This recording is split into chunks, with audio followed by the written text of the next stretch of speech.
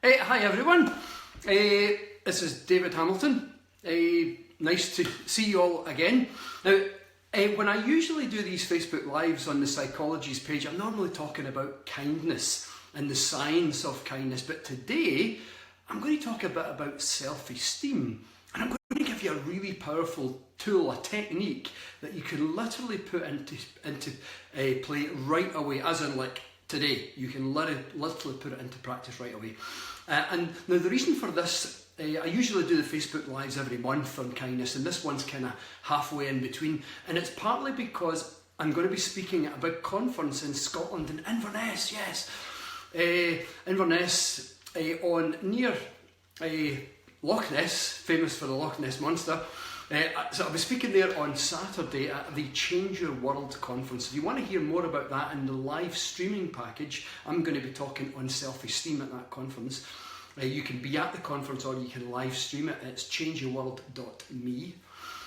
But in the meantime, self-esteem. Now, I struggled personally with my own self-esteem for years. And it kind of came to a head. I never ever imagined that I would have to learn self-esteem, and that's because I kind of fell into the same trap that most people do, that there's two types of self-esteem, but most of us only think there's one. Now let me explain. There's two types of self-esteem. There's the external self-esteem, which is actually what most people think is self-esteem. External self-esteem meaning it's when you derive your sense of worthiness and value, your sense of worth from external conditions, from successes and achievements in your life, maybe because people like you, you've got people have a positive perception of you. So it means that when your sense of worthiness is wrapped up in these things and you derive that good feeling from these successes and achievements and good things seemingly in your life. That's external self-esteem. Now the line in Scotland goes, if that's the only type of self-esteem you have, then as they say in Scotland, your coat is on a shaky nail.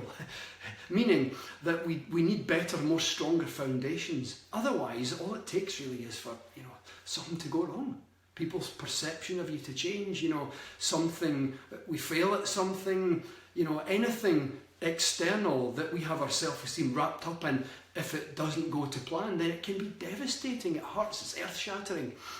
So what we actually need is the second type of self-esteem, which is an inner sense of worthiness and value. And this inner sense of worthiness and value is not dependent upon good things happening, neither is it dependent upon successes and achievements, neither is it dependent upon people having a positive perception or even people liking you.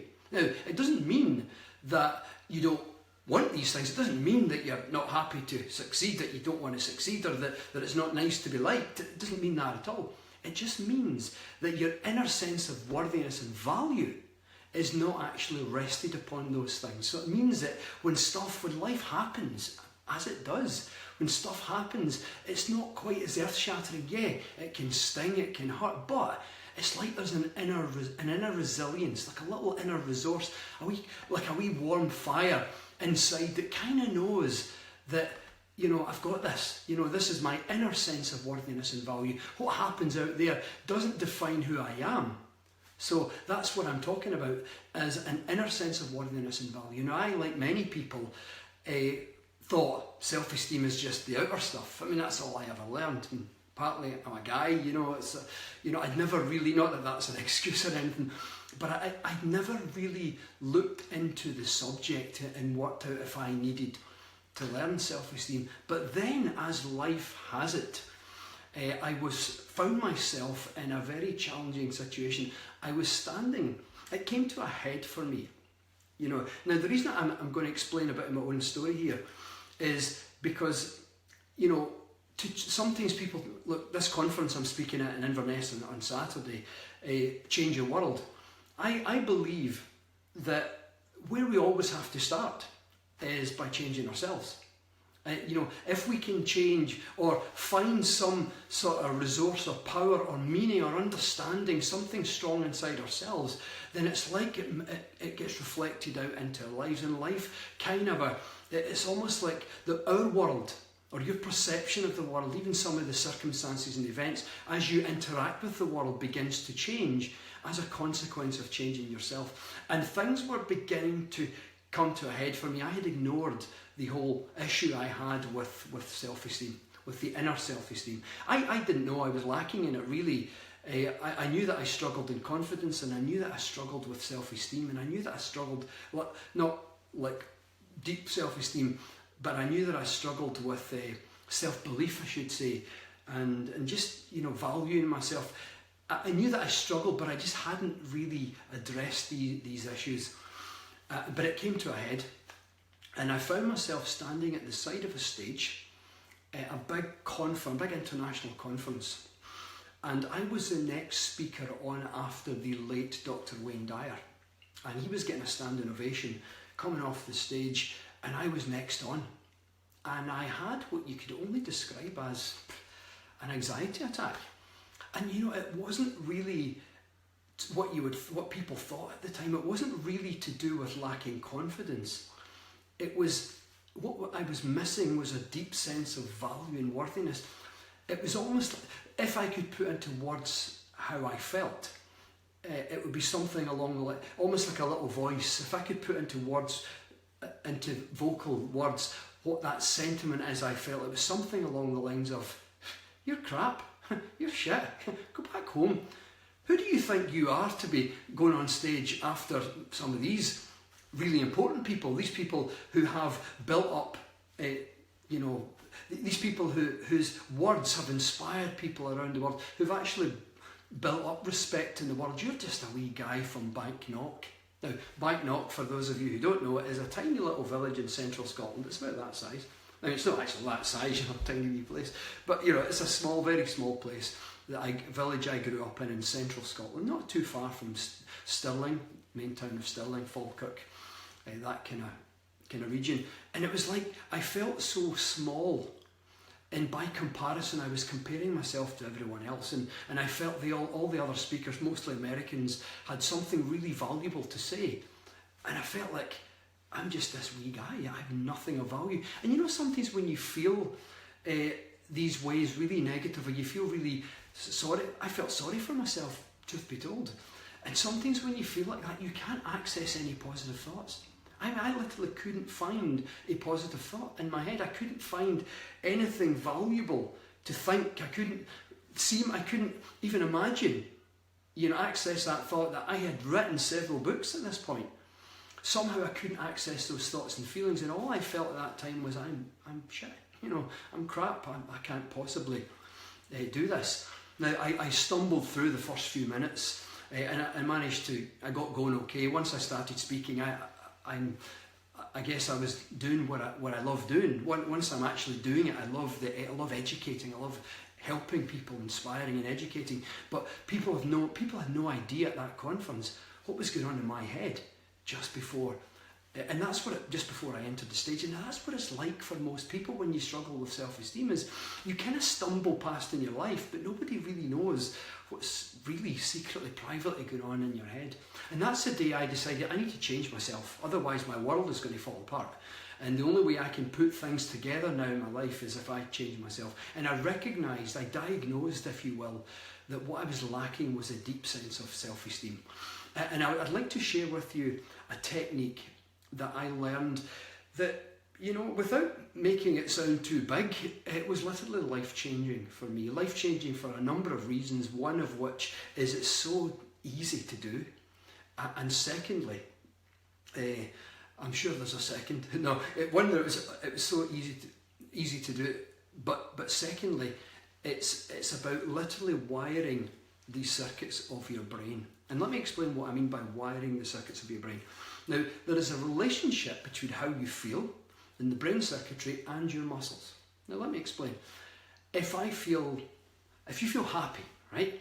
Now, correct me if I'm wrong, we smile, don't we? Right? You smile. Now, do you smile because you remember to smile? You go, I'm feeling really good at the moment. Now, what does that to do with my face again? Oh, yeah, smile.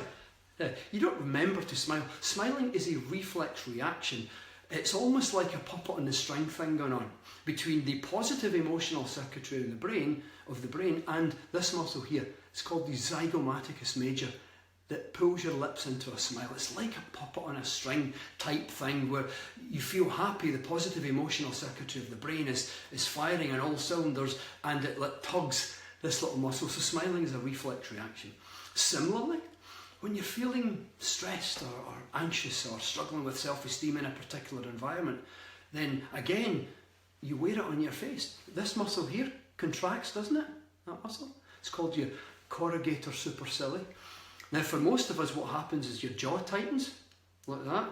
Sometimes the shoulders come up, like that, or go forward, but the body tenses, we tense our stomach. And there's a physical, it's like you wear how you feel on your face, but also on your body. And so what's happening is like the puppet on the string thing. So how you feel is projected into the body, like the puppeteer in the brain. Whatever circuit of the brain is firing, it tugs on your muscles. But here's the thing. It goes the other way as well. It's called bidirectional. Now, what bidirectional means is it goes one way and it goes the other way as well. What that means is what you do with your body, because of that puppet on a string thing, also tugs on the emotional circuitry of the brain. So it tugs both ways. The puppet on a string thing is bidirectional. So what you do with your body can tug on, can shape these circuits of the brain. And amazingly, the technique really is stand up straight.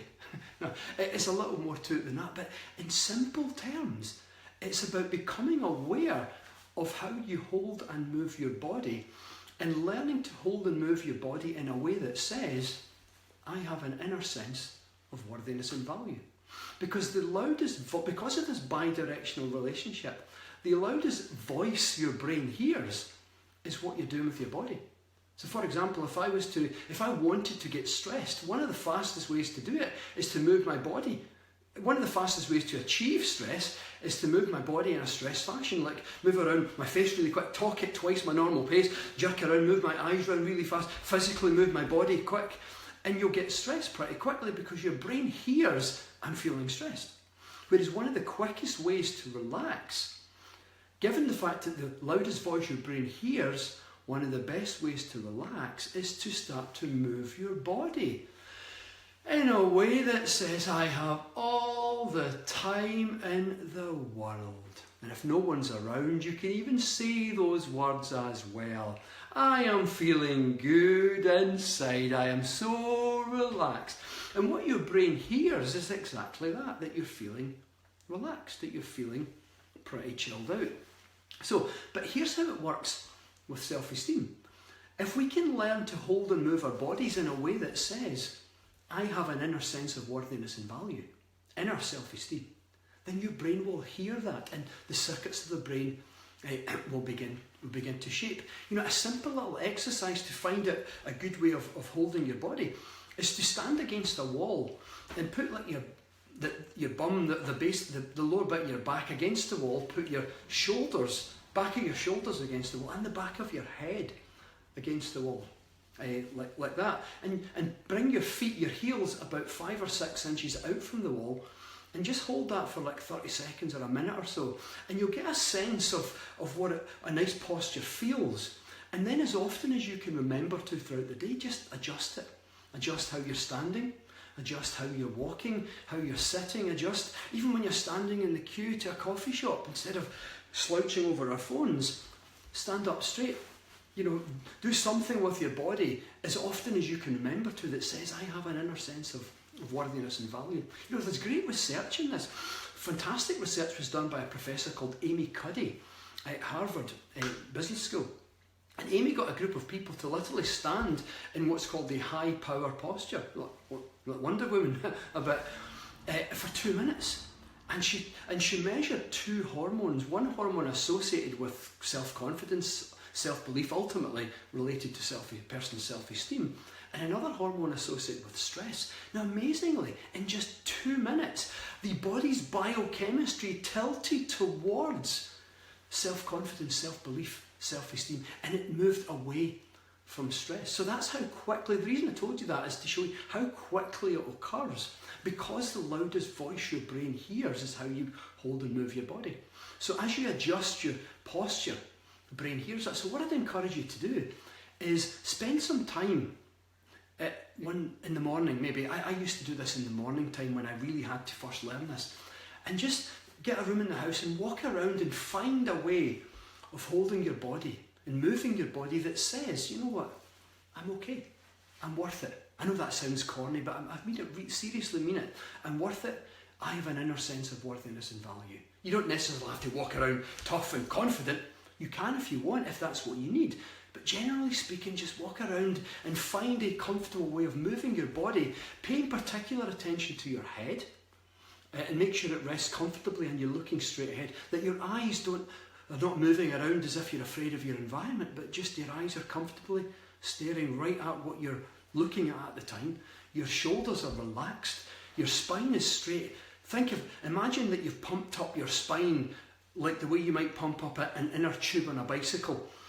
And imagine your spine growing so that you're lengthening, so that you're literally a centimetre taller and your shoulders are nicely dropped. And then just breathe. So you're thinking of 4 things: head, shoulders, spine and breath.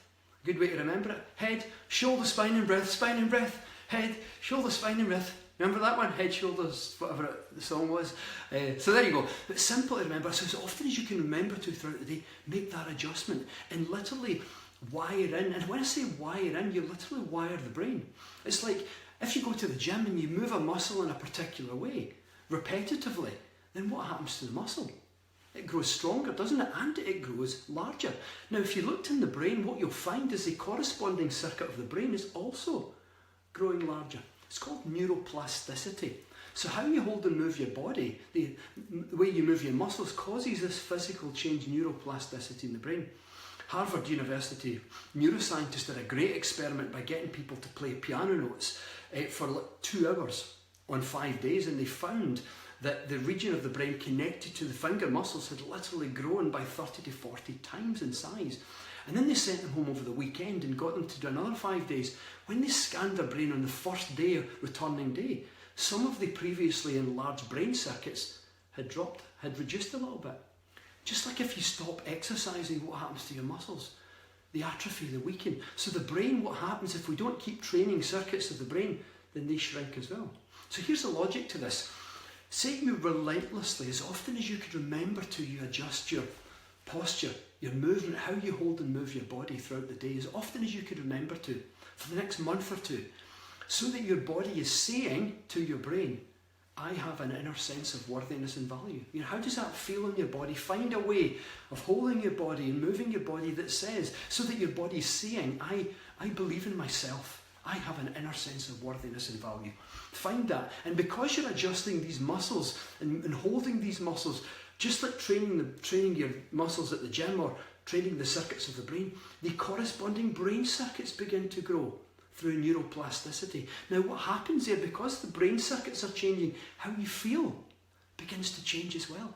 It's extraordinary how it works. And here's the amazing thing about it. The reason why I told you when the researchers sent the people away for the weekend, came back on the Monday and scanned the brain again, and it shrunk a little, is as we're given more attention to holding our new posture and less attention to the old way of holding and moving our body, then those brain circuits begin to shrink.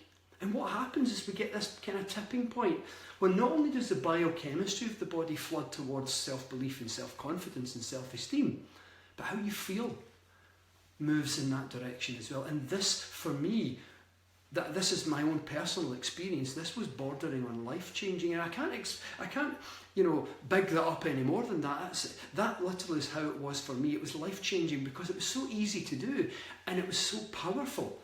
And understanding what happens in the brain, for me, just gave me impetus and encouragement to actually keep doing it. And if you're really relentless with it, it doesn't take that long to have a big effect on how you feel.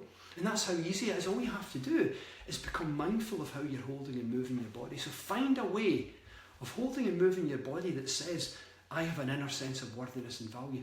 Practice it, and particularly make that adjustment when you find yourself in an environment or around people where you tend to notice a lacking in self-confidence or a lacking in self-esteem. Particularly make the adjustments there, but practice it throughout the day.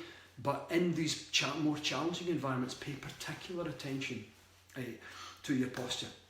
at those points. So anyway, I just wanted to share that really simple tool with you. I'm going to be talking a lot more about this and sharing many more self-esteem tools at the Change Your World conference in Inverness on Saturday. Inverness is an awesome place, by the way. It's like a wee microcosm of climate in Scotland that doesn't seem to get the rest of the Scottish weather. Easily accessible by planes, trains and automobiles. Lovely little airport there, trains in and out all the time. Lovely place. If you really want to go and you can't make it, you can live stream it as well. So the link for the website is on this post. So you can live stream it, a great live streaming package. And also, Psychologies, you probably know, have this awesome Life Leap Club. That you get some real good coaching, and it's pretty much awesome. So I totally recommend you check out the Psychologies Life Leap Club as well. So anyway, that's really all I wanted to share in this short little broadcast today. All that remains is for me to wish you a great rest of day, and I look forward to my next Psychologies Facebook Live, which will be early in May. So all the best to you now. Bye.